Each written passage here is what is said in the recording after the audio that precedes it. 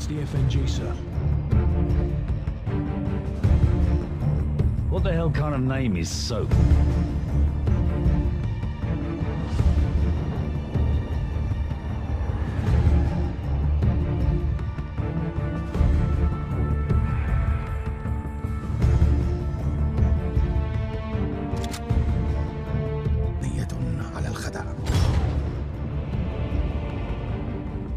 Nikolai's in hell right now. We're gonna walk him out. We take care of our friends.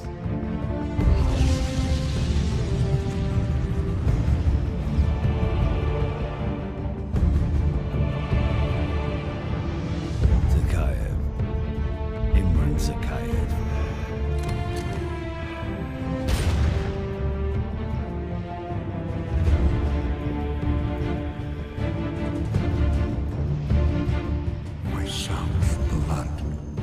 Their hands.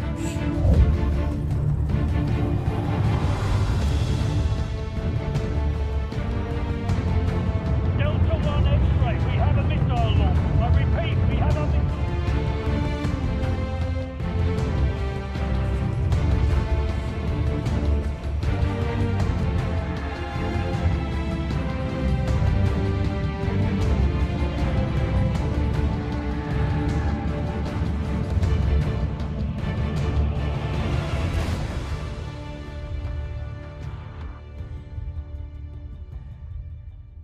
Hey, Call of Duty fans. Thank you for coming to check out the lore of the Call of Duty franchise. For those of you who have never played the game before or are interested in the game, the Call of Duty franchise is considered one of the greatest first-person shooters in gamer history. It can be played on PC as well as consoles. The series is published by Activision, and most of the games is developed by Infinity Ward and Treyarch, though some were developed by Amaze Entertainment and Grey Matter Interactive Studios. More games are expected to be released on a yearly basis, with Infinity Ward, Sledgehammer Games, and Treyarch interchanging as developers each year. Call of Duty, the first installment in the series, won over 80 Game of the Year awards in 2003. And in 2005, Call of Duty 2 was the first Xbox 360 title to sell over 1 million copies and was the best-selling game of that year. In 2007, Call of Duty 4, also known as Call of Duty Modern Warfare, was the critical commercial success, being the best-selling game of 2007, having sold over 10 million copies by June 2008. And in 2009, its successor, Modern Warfare 2, broke the record for the highest gross in a form of media's first day on the market, bringing in over $310 million in United States currency in the United States, United Kingdom, and Australia alone, beating Grand Theft Auto 4's record of $310 million worldwide. However, the highest revenue generated by an entertainment product within 24 hours is now held by Grand Theft Auto 5 at $800 million, $300 million more than Call of Duty Black Ops 2. Now, Call of Duty Ghosts was predicted by Activision to surpass this record, but it did not succeed. Call of Duty Advanced Warfare, the first Call of Duty series solely developed by Sledgehammer Games, broke new ground in the franchise by introducing a setting far into the future with a futuristic movement system, and it was highly acclaimed and was the top-selling game of that year. Call of Duty Black Ops 3 was the biggest entertainment launch of 2015. Call of Duty and Infinite Warfare took the franchise to space and was released along with Call of Duty's Modern Warfare Remastered and became the top-grossing game of 2016, with both games receiving critically acclaim by critics and fans alike. Overall, the franchise has earned over $15 billion since its first installment in 2003. That's right, $15 billion with a B. The series has been referred to and parodied by many television shows, including NCIS, The Wildest Kids You Know, The Daily Show with Jon Stewart, Breaking Bad, Marvel's Agents of S.H.I.E.L.D., specifically in 2 episodes, the show Helix, Outsiders, House of Cards, as well as many others. It has been referenced in some movies as well, such as The A-Team, G.I. Joe Retaliation, and has been featured on many different other movies as well. Additionally, video games such as Battlefield Hardline have referenced it too. Plus, it has been mentioned in some commercials, such as the commercial for the Samsung SUHD television. And this documentary will cover the Modern Warfare story arc, which takes place in a parallel universe in 2011. The Modern Warfare series, considered one of the most successful Call of Duty series ever released, takes place in a parallel universe. In this parallel universe in 2011, a Russian ultra-nationalist by the name of Imrem Zakhaev is determined to return his homeland to the Soviet times. Zakhaev, known the United States of America would never allow this to happen. Thus, he funds a coup in the Middle East, organized by his ally, Khaled al-Assad, to draw public attention to the Middle East instead of Russia. In the prologue missions, the player takes the role of Sergeant John Soap McTavish, the same Soap. But what kind of name is Soap? And with his initiation into the SAS, the players will meet the members of the SAS squad and go through a basic tutorial of the game, which includes basic shooting range, a time trial, and a mock cargo ship setup. The player will then proceed on a mission to intercept the real cargo ship in the Bering Strait, along with Captain Price and Gaz. In the cargo hold, the SAS team finds a nuclear warhead draped in a flag with Arabic writing. The ship is subsequently attacked by MiGs, with the SAS team barely escaping from the sinking ship with their lives. Then players will switch roles with President al-Fulani of the unknown Middle Eastern country as he is executed by al-Assad. In Act 1, McTavish, Captain Price, and Gaz rescue a Russian informant codenamed Nikolai. They are supported by Russian loyalists led by Sergeant Kemerov. While escaping with Nikolai, their helicopter is shot down, and they flee from ultra-nationalist search teams. Later on, the player takes control of the gunner of an AC-130H Spectre gunship that provides fire support for Captain Price and the surviving SAS members. Meanwhile, in the Middle East, Sergeant Paul Jackson, Lieutenant Vasquez, and Staff Sergeant Griggs fight their way to the capital city of the country al-Fulani was executed in. They first attack a television studio where they believe al-Assad is broadcasting, but it turns out to be a recording. Then they rescue a stranded Abrams tank called Warpig. Their efforts culminate to a massive assault on the capital city, but it turns out to be a disaster, as the following happened. I repeat, we have a confirmed Everyone, hang on!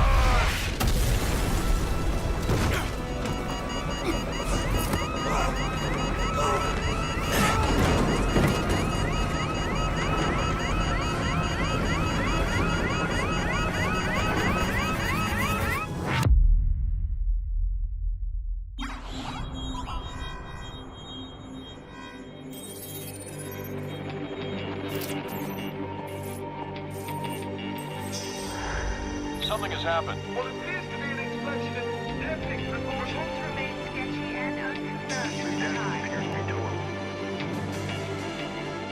To set off what appears to have been a nuclear explosion in his own country. Something larger, but no word yet on whether al-Assad was among the victims or may have been a suicidal mission.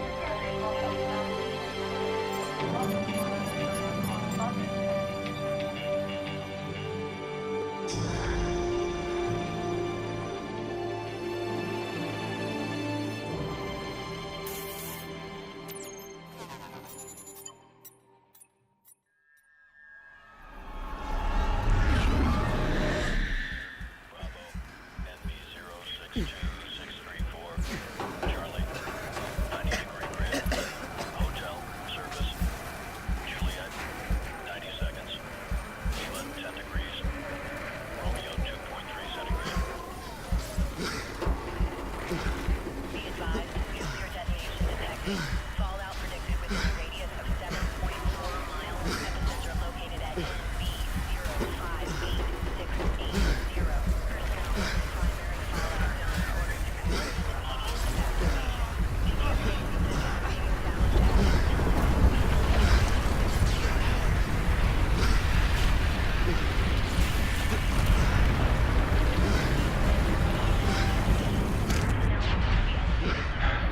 are ordered to convert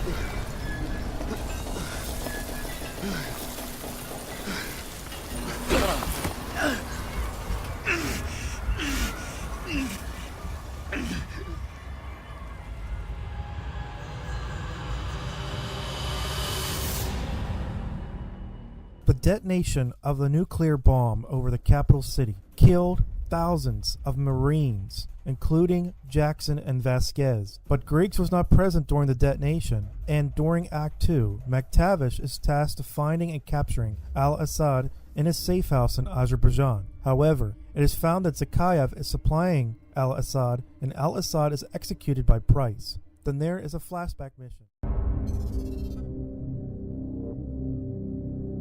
I was just a lieutenant back then, doing some wet work. Chernobyl, Christmas for the bad guys. Even a decade later, a lot of them still used it to get their hands on nuclear material. A lot of them, including one, Imran Zakayev. Of course, we couldn't just let that happen. Cash for spent fuel rods. That's one hell of a recipe for destruction. It was the first time our government had authorized an assassination order since the Second World War. I was under the command of Captain Macmillan. Captain Macmillan, a sniper team leader, and then Lieutenant Price are sent to the first assassination mission issued by the British government since World War II. Their target is Zakayev, then a rich ultranationalist and arms dealer. They crawl through the countryside in ghillie suits, silently sniping enemy trolls or deciding to let them go, until they reach an abandoned hotel where they get a clear view of Zakayev exchanging nuclear rods for weapons. He is shot by Price, but only loses his arm, and Price and Macmillan, who gets his leg injured in a helicopter crash. But back in the present, the squad evacuates from the town on the Sea Knight Big Bird, which has Griggs on it. Then Soap and his SAS team, Griggs and Marine Squad, and Sergeant Kamarov's Russian loyalists attempt to capture Viktor Zakayev, Imran Zakayev's son, for information. However, just when the strike force decides to corner Viktor, he commits suicide by shooting himself in the head to avoid capture. And in Act 3, McTavish and his SAS squad, joined by an American sniper team and an American Marine squad, attempt to retake a launch facility recently captured by the ultra-nationalists. Price knew Zakayev was outraged by the death of his son and would threaten to launch ICBMs at the U.S. They first, however, rescue Griggs after he misses the landing zone, and they knock out the power to the ICBM facility, so the Marines can breach the perimeter. There they meet with American sniper team, but 2 ICBMs are launched at the eastern seaboard of the United States, which could cause an estimated 40 million casualties. They enter the facility and, after retaking it, abort the launch. McTavish, Gazin, Price, and Griggs and other squad members escape in Russian cars. The ultra-nationalists pursue them, and an enemy helicopter damages a bridge vital to their escape. The men crash, stranding the squad without support. After a tanker explodes, all of the squad members are incapacitated except for Griggs, and Zakayev comes to the bridge to observe. Griggs is shot in the head while trying to drag McTavish to safety, and Gaz is executed by Zakayev. When Zakayev is on the verge of killing Soap, a loyalist MiG-28 destroys the Hind and distracts Zakayev long enough for Price to toss McTavish his M911 .45 caliber, which McTavish uses to kill Zakayev and his guards. Russian loyalists come to aid the men, evacuating McTavish and attempting to revive Price, who appears to be unconscious. When the medics attempting to resuscitate him becomes frustrated. A television news report is later playing mentioning the events of the previous days, but the newspaper dismisses the events as struggles and a nuclear missile testing, stating that the real events of the past 6 days were unknown to the public. 5 years after that event, which Modern Warfare 2 is.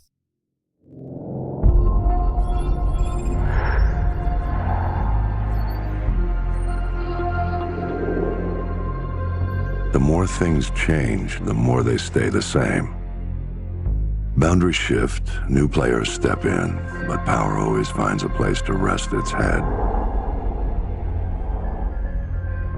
We fought and bled alongside the Russians. We should have known they'd hate us for it. History is written by the victor, and here I am thinking we'd won. But you bring down one enemy and they find someone even worse to replace him.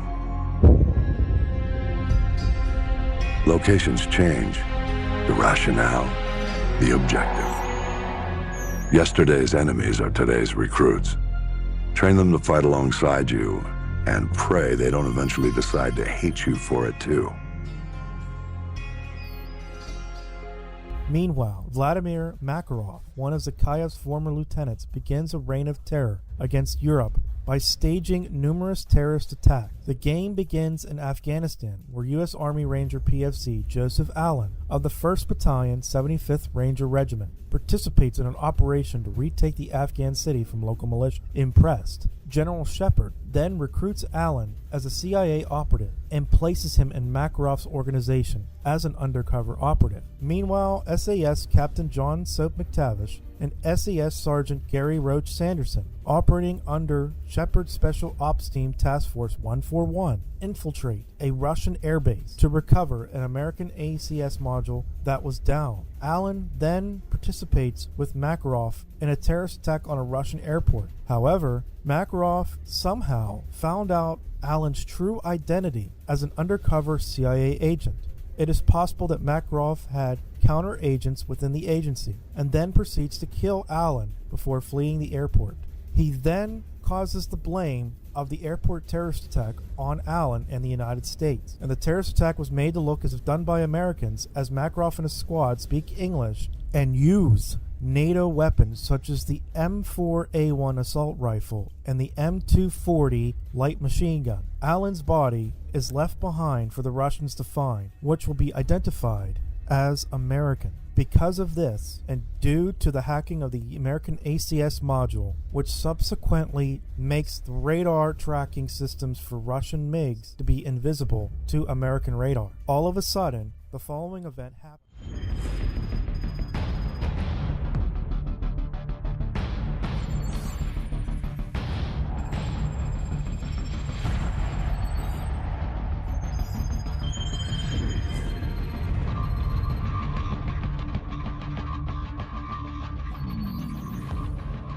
San Bravo, we're reading 70 bogeys in your sector. Please verify. Very funny, Station. That's a big negative, over. Yeah, might be a glitch in one of the ACS modules. San Bravo, be advised, running diagnostics to scan for malfunction. The skies are clear, Station. You've got yourself some phantom dots. Over. Zulu X-Ray 6, signs in your sector of some 100 bogeys. Please advise. Negatory, Station. Scope is clear. I don't know what to tell you. Solar interference, heavy sunspot activity today. Sierra Delta, we may have a minor ACS fault here. Do you have anything on your scope? Sierra Delta, repeat. I'm looking at fighter jets over I-95! How the hell did they get through? Stand by, attempting to contact the nearest unit in that sector. I read you. This is 1st Battalion, 75th Ranger Regiment. Sergeant Foley, acting commander of Hunter 2-1. Do you copy? Over. All stations be advised. Satellite surveillance has been disabled. SOSUS and main boss arrays are inoperative at this time.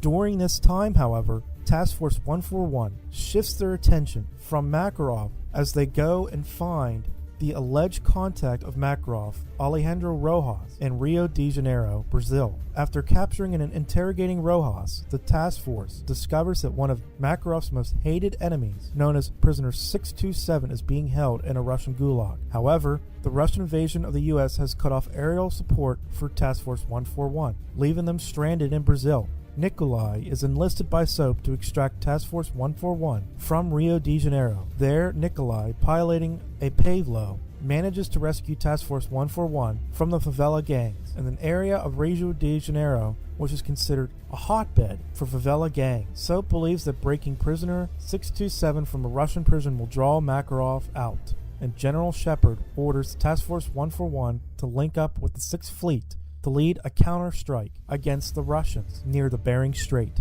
With assistance from the Navy SEALs, the Marines, and the American Navy, the Task Force 141 break through oil rigs being used as SAM sites, also known as surface air-to-missile sites, platforms, and storm the Gulag to free prisoner 627, who is revealed to be Captain Price. And after a close escape involving a payload and a spy rig, Price agrees to join Task Force 141 to help him track down Makarov. Price believes that something extreme must be done to end the war in the United States. Thus, Captain Price does the unthinkable. He then infiltrates a Russian nuclear submarine and inadvertently launches an ICBM at Washington, D.C.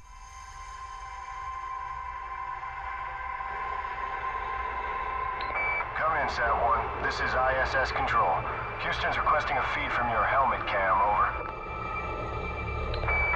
They want you to look over towards the dark side of the Earth. You should be cresting the horizon about 15 degrees east of the starboard PV arrays. There it is. We're getting your feed, Sat-1. Come in, Houston. Are you getting this? Copy that, ISS. Video feed from Sat-1 is clear. Sat-1, keep tracking the bogey. We're looking into it. Stand by. Houston, we're not scheduled for any satellite launches today, are we? ISS Houston, stand by. We may have a problem here. Just passed Mach 21 and non-accelerator. Houston, this is ISS Control. Any word on the...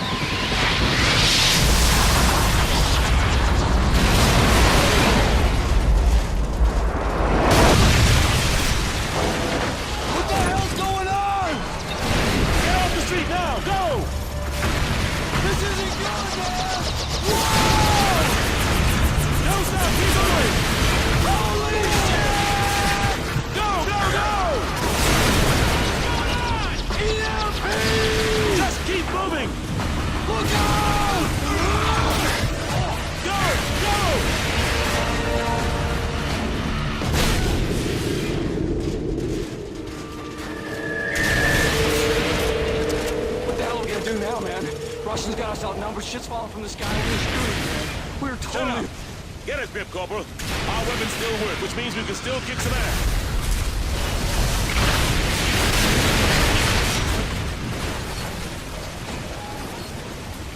What the hell was that?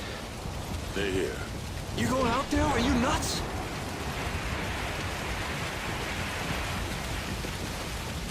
It's over. Come on. We still have a war. Sergeant Foley and his squad discover the Air Force has orders to carpet bomb the Washington, D.C. as they take control of the White House. When they take control of the White House, their primary goal is to get to the rooftop and launch green flares to show that the area is secured by American forces and prevent the carpet bombing of Washington, D.C. Because the Air Force believed at that time that Washington, D.C. was lost to Russian control. After Sergeant Foley and his squad managed to secure the rooftop of the White House, launching green flares, other D.C. landmarks also did the same, showing that the capital, Washington, D.C., remained firmly in American hands. Foley and the rest of the Rangers vow to take the fight to the Russians, vowing to burn down the capital, Moscow, just as they did Washington, D.C. However, Makarov is still on the loose, and General Shepard informs Task Force 141 that Makarov has two possible safe havens and orders them to split up and secure both locations simultaneously. Soap and Price go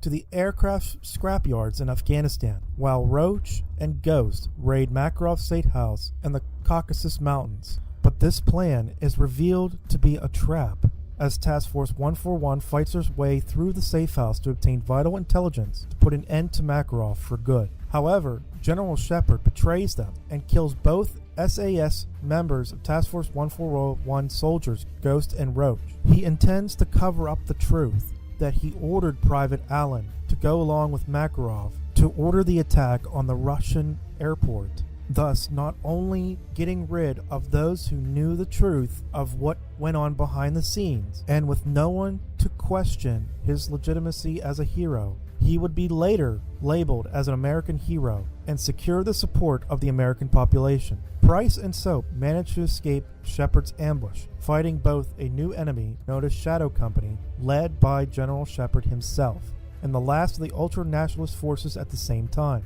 In the middle of a two-way battlefield, a three-way battle ensues between Task Force 141, Shadow Company, led by General Shepard, and ultra-nationalist forces led by Makarov. Price convinces Makarov to give up the location of General Shepard by citing "the enemy of my enemy is my friend," as Makarov states that saying can cut both ways. Makarov pledges that he will see Price in hell after he kills Shepard, and Price agrees. As they go and find General Shepard, they chase him down along an Afghan river through some caves guarded by OP-4, who are also engaging Shadow Company. Price shoots down the helicopter Shepard tried to escape in, but he and Soap fall down a waterfall. The heavily wounded Soap stumbles through the crash site and chases Shepard, attempting to stab him, but he fails, and Shepard in turn stabs Soap. Shepard eventually prepares to execute Soap and tells him that over 30,000 people that he commanded were wiped out in a blink of an eye, and the world just watched. He hopes that Soap would understand his words in the end, and hopes that he would understand what he was doing was for the good of the United States. But as he begins to execute Soap, Price then tackles Shepard at the last second. As Soap lays dying, Shepard and Price fight. Ripping the knife out of his own chest, Soap manages to kill Shepard by throwing it and hitting Shepard's left eye, piercing into his brain. Nikolai then arrives to extract them, and Price warns Nikolai that they will be international fugitives for what they have done. But Nikolai insists he knows a safe place where he could take them and hide them until this boils over. Hours after killing General Shepard, John Price and Nikolai evacuate a dying John Soap from Site Hotel Bravo in Afghanistan. They reach a safe house run by Nikolai's loyalist allies in Pradesh, India. While Soap receives medical attention, Vladimir Makarov's forces storm the safe house and attempt to kill the three. Yuri, Nikolai's best soldier, and a grudge against Makarov, aids Price in giving Soap an adrenaline shot to keep his heart going. With securing a safe route to the extraction point out of the country, and together, the four are all that remains of the now disavowed Task Force 141. Price's team then goes into hiding for 2 months, while Makarov does the same. On the same day, World War III continues. The actions of Delta Force Metal Team, which includes Derek Frost Westbrook, Grinch Truck, and their commanding officer, Sandman, who knows Price, Soap, and Ghost, who all previously worked together in Operation Kingfish 3 years ago. Together, they facilitate the Russian army's withdrawal from the invasion of Lower Manhattan, New York, and they destroy a jamming tower on the top of New York Stock Exchange, then with hijacking a Russian Oscar II submarine on the East River, and use its ordnance against its own fleet. Later on, after the Russian withdrawal, Russian President Boris Rozhetsky announces plans to make peace with the United States at the summit in Hamburg, Germany. However, the plan is derailed when Makarov's men hijack Rozhetsky's plane and force it into crashing at the airport. FSO agent Andrei Harkov attempts to secure Rozhetsky's safety, but is killed when Makarov appears inside the FSO and mistake as the evac chopper. Makarov kidnaps the Russian president and then plans to capture and torture his daughter Elena to force the president to give Makarov the nuclear launch codes for the Russian nuclear arsenal. Soap eventually recovers enough to fight with the help from Yuri and from Price's former mentor and CO, Macmillan. They follow Makarov's trail to an arms deal in Sierra Leone, but are unable to intercept the cargo. This cargo of unknown nature is distributed to Paris, Berlin, and London. Meanwhile, a British SAS unit, including Sergeant Marcus Burns and Sergeant Walcroft, is sent in to deal with the cargo but discover one of the transports to be a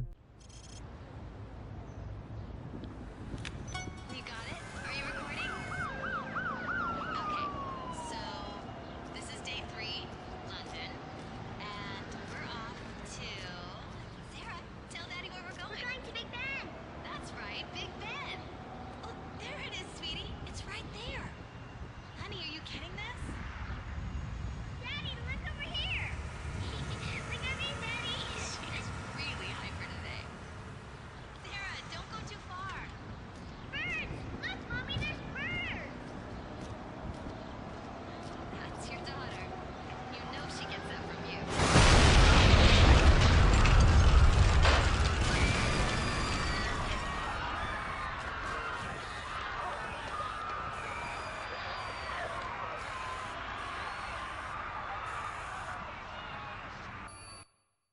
At 6:22 Greenwich Mean Time, chemical attacks were triggered across Europe. I repeat, Downing Street is within the contamination radius. Over. It's being called the worst terror event in history. This is CIGN HQ. My men are dead or dying. I've been exposed. This is Ramstein. We're under attack. Roger, we are aware of the gas attack and are sending decon units your way. Not the gas. We're under attack by Russian ground forces. Say again, Ramstein. What Russian forces? The entire Russian army. Request immediate assistance. Eyewitnesses are now reporting Russian tanks rolling down the Champs-Élysées. This was no act of terrorism. The attacks were intended to cripple our defenses and pave the way for an invasion. We need to hit them now with everything we've got.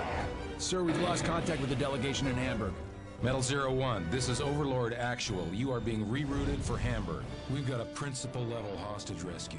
Who is it? The Vice President. Team Metal is deployed to Hamburg to rescue U.S. Vice President from a hostage situation, acting on intelligence supplied by Price, who had extracted it from a warlord in Somalia named Robbie. They later deployed to Paris in order to capture the Russian bomb maker Volk. After securing Volk, they fight their way through the city to the extraction point with the help of an AC-130 gunship. However, the Eiffel Tower collapses into the river after a bombing run eliminates all Russian forces at the escape point. And after extracting information from Volk, Team Metal learns of Makarov's current position at Hotel Lustig in Prague, where Makarov is about to call a meeting with his top advisors. Sandman informs Price of this information, and Price's team infiltrates a lockdown city. Once in Prague, Task Force 141 meets up with the loyalist, Kamarov, now the leader of the local resistance, to try to assassinate Makarov. Yuri and Soap take sniping positions from a church tower across from the hotel, while Price sneaks up into the building itself. However, the plan goes awry when Kamarov himself is taken hostage and rigged with explosives. Price escapes the hotel just as Kamarov is blown to pieces, and Makarov reveals he knows Yuri personally by acknowledging him as his friend. Makarov had already predicted Yuri and Soap's Overwatch spot and had it rigged with explosives, which he then detonates. Soap then pushes Yuri off the ledge to avoid the explosion, but as Soap jumps out, he is caught in the explosion and is mortally wounded due to the height he fell from of the tower, and a large chunk of debris falling upon him. The force of the ordeal causing his knife wound from Shepard stabbing to reopen. Yuri, shell-shocked, watches on until Price comes to remove the debris from Soap. He then helps Yuri to his feet and shoots his way through Makarov's men, while Yuri carried Soap. Yuri then shoots his way through Makarov's men while Price held on to Soap as they manage to escape to the Resistance safe house. In his last moments, Soap tells Price about Makarov's knowledge of Yuri before dying from blood loss. Price is devastated, and he sets his pistol on Soap's body and takes his journal and dog tags. BTRs then fire at the safe house. Price and Yuri head to the end of the safe house as Yuri opens the door leading to the basement, only to fall down the whole staircase after an enraged Price punches him and holds him at gunpoint, demanding him to explain his connection with Makarov. Yuri explains that he was a former ultra-nationalist who befriended Makarov and was responsible for escorting Imran Zakayev with Makarov as he was shot by Lieutenant Price many years ago during his arms deal. Yuri was also working with Makarov when the latter detonated the nuclear bomb in the Middle East, killing 30,000 of Shepard's Marines. And after witnessing the nuclear explosion and Makarov's reaction, Yuri attempted to stop the massacre at Zakayev International Airport 5 years later by alerting the FSB there. However, Yuri was found out and was restrained and shot in the stomach by Makarov himself before the attack even started. Yuri's guilt of being unable to prevent the mass murder convinces Price that they are fighting for the same thing, and Price decides not to kill Yuri. And after infiltrating Makarov's castle near Prague and learning Wrzesky's captivity, Price and Yuri alert Team Metal of the ultranationalist plan to abduct Elena from a safe house in Berlin. Team Metal is unable to prevent the kidnapping, but they are able to trace Makarov's ultranationalists to a Siberian diamond mine. Team Metal, without the inclusion of Frost and Task Force 141, decide to launch a joint rescue operation to save Wrzesky's before Makarov gains the nuclear launch codes. Their actions ensure the safety of President Wrzesky and Elena, and at the end of the conflict between the United States and Russia, where the president is holding a press conference with Russian Premier Vorshevsky to formally announce an end to the hostilities. On this historic day, The representatives of two great nations stand before you united. There's a simplicity to war. Attacking is the only secret. Dare, and the world yields. A chapter in which we pursue peace. How quickly they forget that all it takes to change the course of history is the will of a single man. Our very existence. Who's this? Prisoner 627. I'm coming for you, Makarov. Haven't you heard, Price? They say the war is over. My war ends with you. Like it ended for Captain McTavish? Tell me, Price, how long did it take him to die? I've destroyed your world piece by piece. It's only a matter of time until I find you. You won't have to look far.